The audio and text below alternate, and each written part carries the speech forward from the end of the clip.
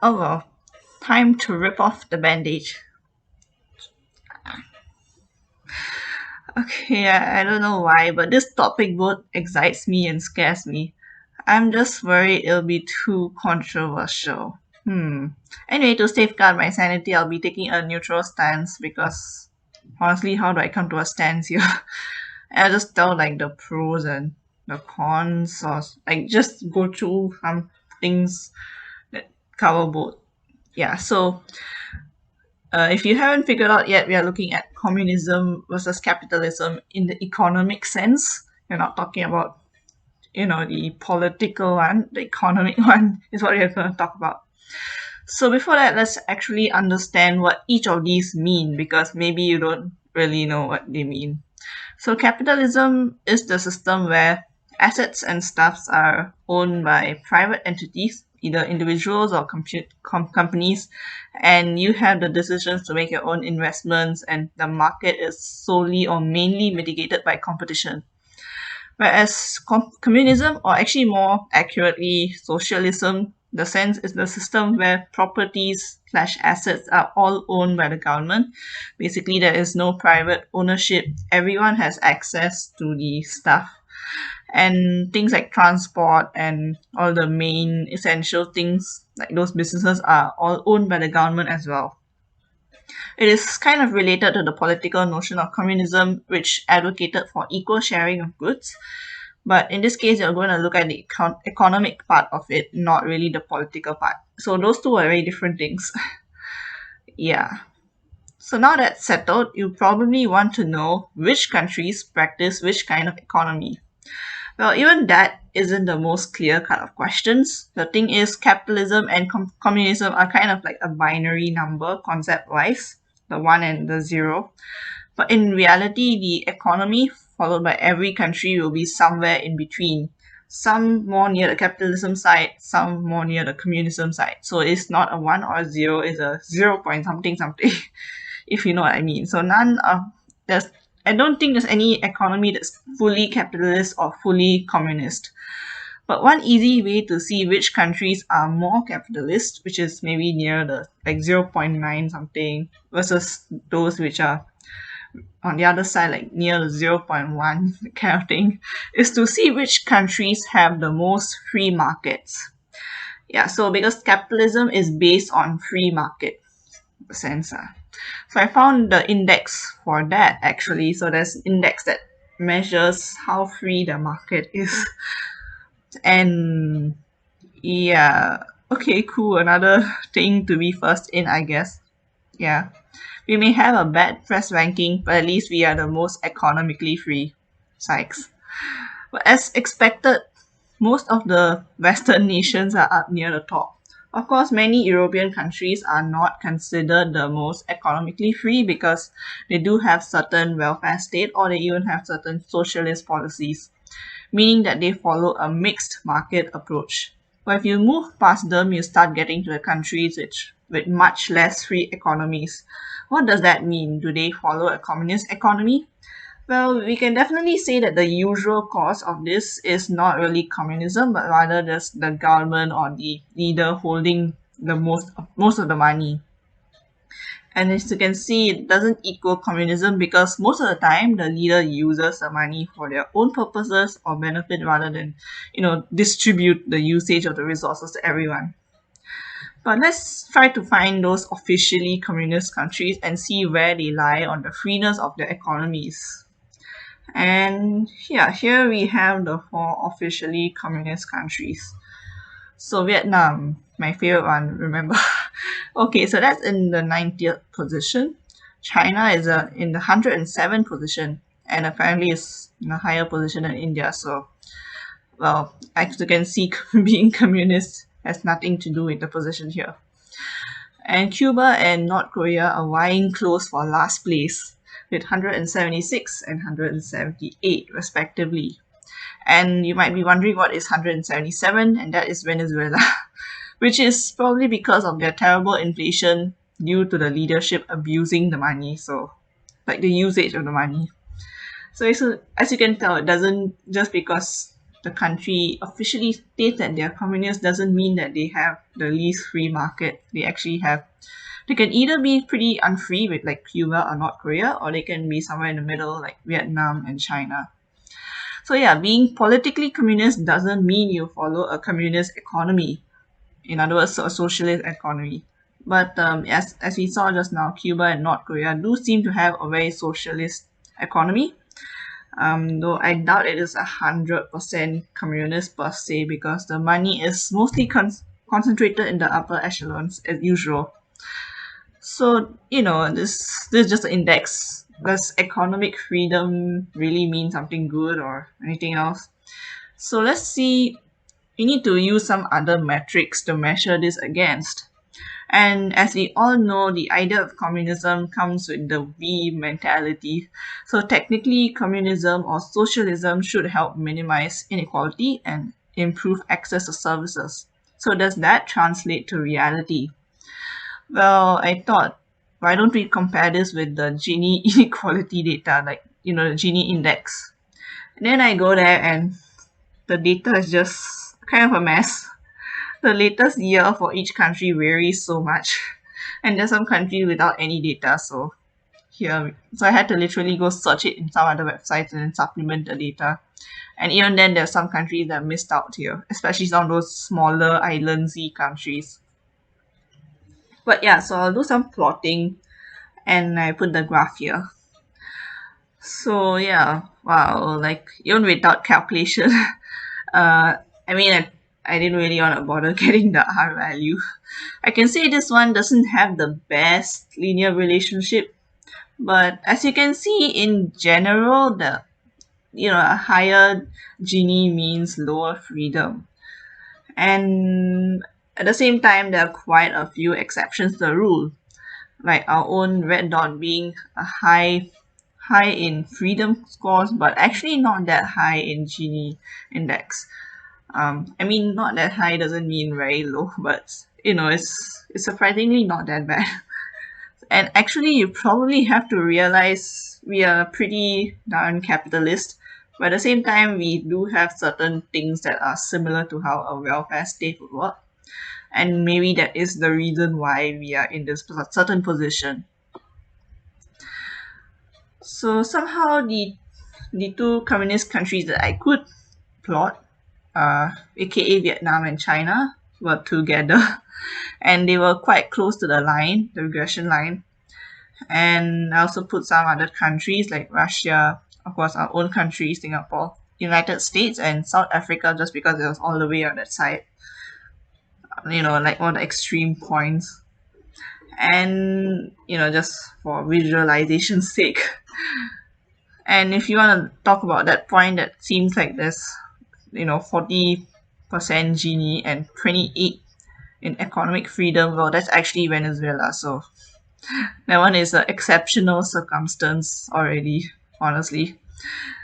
Anyways, so yeah, there isn't anything conclusively saying that, oh no, like you can't really say if communism is good or bad in this case, because you only plotted two of them. The other two are missing in the sense. But given that they have pretty bad economic freedom, I'm also willing to bet that they probably have a pretty high Gini coefficient as well. I've seen one of the websites say that Cuba is probably around 60% in the Gini coefficient, which is pretty bad. Quite close to, South Africa already. And yeah, it kind of follows the trend. I don't know about North Korea, but it's probably even worse. Yeah. But yeah, at the same time, we can tell that there's also countries that are not communist, but have the same Gini as the communist country. So in a sense, being communist isn't a prereq for lowering inequality. At the same time, being capitalist doesn't mean that you have a bad Gini. Instead, it's it rather than it being communist or capitalist, it's about whether the money is being controlled by a few number of people that determines whether the Gini is high or not. Yeah, so it's, in a sense, because there's many countries that aren't communist but they have a low economic freedom. So to some extent the economic freedom does determine the genie, but it doesn't really tell us, oh, is socialism good or bad. Yeah. It's about how you use it that makes it good or bad. So okay then, what else can we compare? Because this was not conclusive. Well, the thing is, even the communist countries don't follow 100% socialist policy, and maybe we can use that to find the reason why one could be bad or not. So there's a historical reason for that. So if you study H2 history, you probably know about all of this. Vietnam, for example, introduced free market policies into its socialist system to improve its economic status.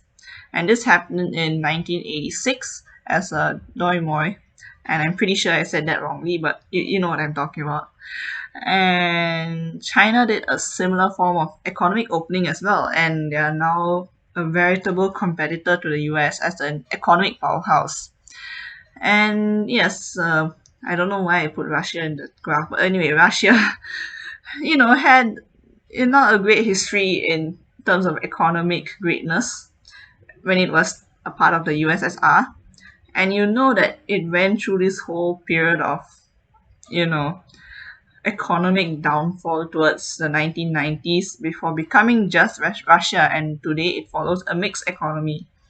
So the point here is that even though the communist economy sounds like a great idea, it can lead to stagnation of the overall economy in the long term, especially in when everyone else is capitalist. Your economy may not work well with it. It's like a very capitalist environment.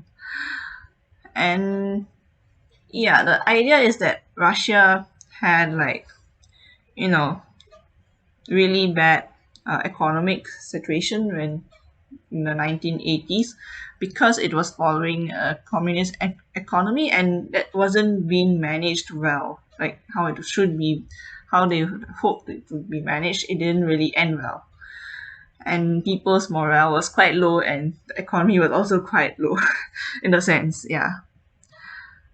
Anyways, speaking of Russia, I was looking through their economy on Wikipedia and I noticed a corruption index.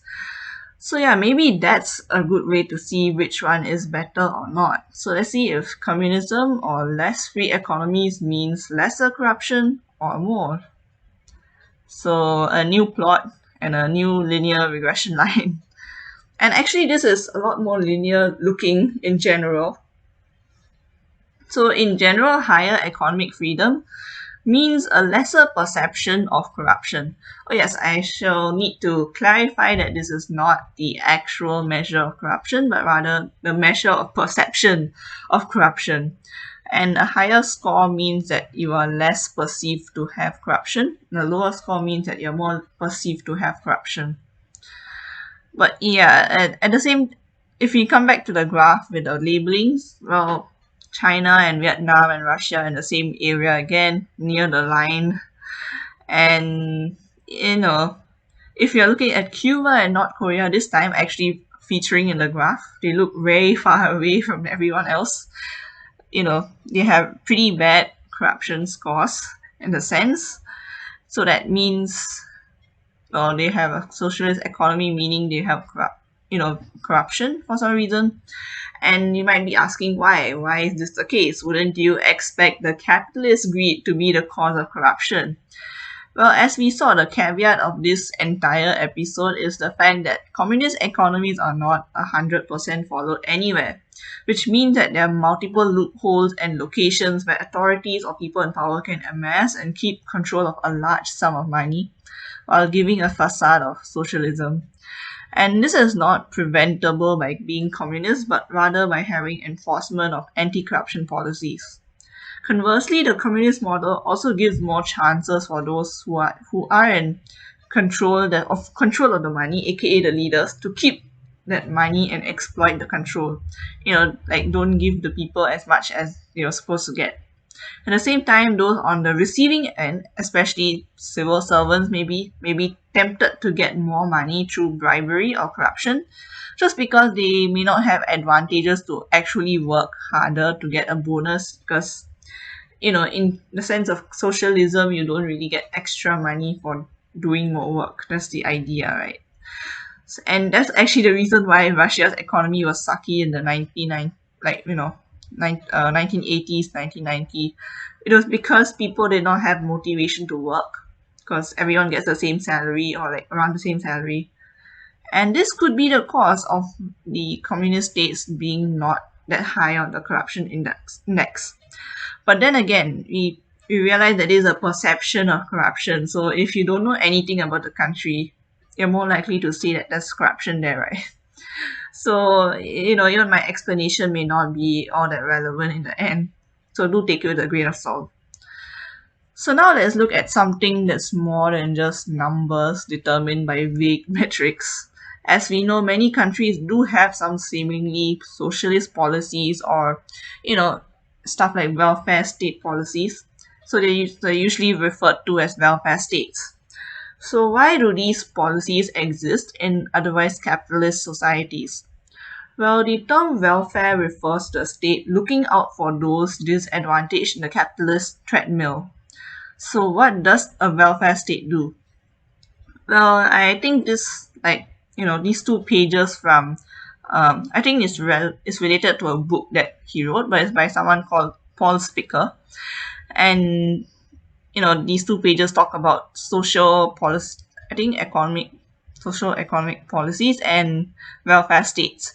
And you can read that on your own time. But in general, there are a few things to note. One, welfare state policies are actually more likely to happen in democratic countries. Two, welfare state policies are intended to help the disadvantaged, i.e., the poor, the unemployed, low wage workers, etc. And three, while it may seem like money is spent on these programs, some of these programs are meant to be more beneficial in the long term. So if you're giving a house or a job to someone, they become more motivated to actually, get the job if they have a house, or if they have a job now, they can earn money and then contribute to spending as well. And that allows, and at the same time, if they get a job, they can use their skills and talents to good use. So those are the things that you should take note in terms of welfare states. And historically as well, if you've taken H2 history, you'll have heard of Keynesian economics, i.e. the government spending to tide through recessive periods. So yeah, you can actually read more of this on the 2 sites. So, let's just come back to the question of whether socialist policies are useful for capitalist states. Well, apparently there's a misunderstanding from the term of welfare state. There's quite a few people who say that, welfare states do not equal socialism, unfortunately. Why is that the case? Well, the idea of socialism is to oppose capitalism. Whereas welfare policies makes up for the shortcomings of capitalism. Oh, I can't even say the word properly. I just keep anyways, but nevertheless, welfare policies are definitely useful in certain ways by helping the disadvantaged and could provide certain benefits to the state. But at the same time, it is, not as feasible without having large sums of money in the first place. So that means it is more likely for capitalist countries to have welfare policies rather than communist countries.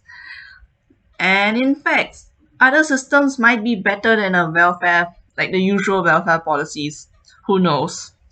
There's an article from 2015, which is quite a while ago, about Singapore's method of doing things. And I did say that we are similar to a welfare state, but we are not actually like a welfare state. So what does that mean? Well, instead of giving the welfare directly all the time, we tend to follow a bit of self-served welfare. Yeah, that's a term I came up with. So what does that mean? Well, CPF, you have to save up, thus helping yourself in the future. But the government will still contribute a bit to encourage you and to make up the rest of it.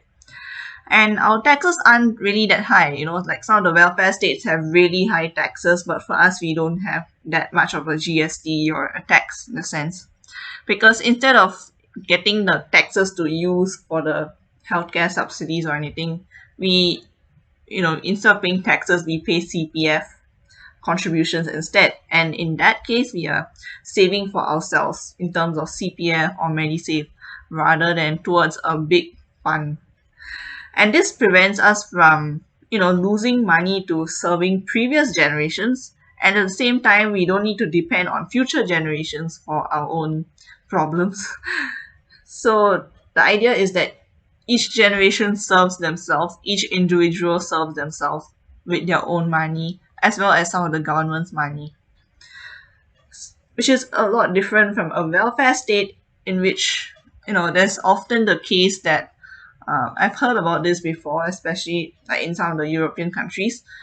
The pensions that is given to the elder people are being paid for by the current workforce, which means that when the current workforce becomes old, the newer generations have to pay for them. So this is quite different from us paying for ourselves rather than paying for other generations. Yeah. So yeah, in that case, welfare. Okay, wait. Yeah. So in that case, our system of doing, serving ourselves prevents us from, losing money or depending on another generation. And in this case, and our government also provides like good healthcare, public transport, as well as work study programs. But in either of these examples, they do require your participation to get the benefits. MediSave is like, you have to contribute to it yourself. Proactive participation is required for you to enroll in a work study program, and so on and so forth. So yeah, welfare state policies may not actually be the best, and instead having a structure which gives both the individuals and the government control over the individual's money may work. Funnily enough, this may actually seem more universal than a welfare policy because it is applicable to all of the Singaporeans or sometimes even all residents in a sense, rather than meant specifically for the poor or for the unemployed. And this may actually be more acceptable to a communist society if you think about it. But anyways, let's not go there. So yeah, now I'm just confused, I guess the stuff we just talked about would be more useful for a question on welfare states, and I've definitely seen a question about that, so no worries. But yeah, welfare policies are useful, but they need tweaking to be more useful. That's the point. So right then, after not even truly finding a communist or socialist and economy in full force, maybe accept North Korea and Cuba as our best estimate of it, what choice do we have left then to become couch experts by thinking our way through it? Yeah, but first let's go through the actual real life examples, North Korea and Cuba. Well, they seem like not places you really want to live in, unfortunately. I mean, Cuba isn't that bad, but still, you rather not stay there, if you know what I mean.